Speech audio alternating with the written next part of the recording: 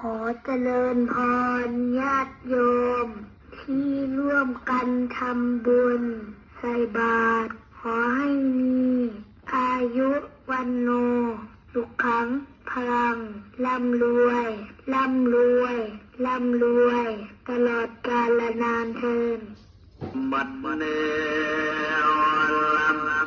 อนุสรณ์เป็นก่อนให้ศรัทธาไทยผู้ทำชอบประกอบการก่อสร้างใจตั้งกระต่อทานโอ้ยคุณพ่อคุณแม่ใจตั้งลุงจากบ้านหลับป่าจองห้องนอกกองบุญเพื่อเป็นทุนเสบียงกินต่อไปโอ้ยว่าไปนานละน้ำเงินตามาทันรวมโมตนากะลายบาทสาธุเด้อขอให้เจ้าปัดก็จากเป็นวินให้ดูประกัน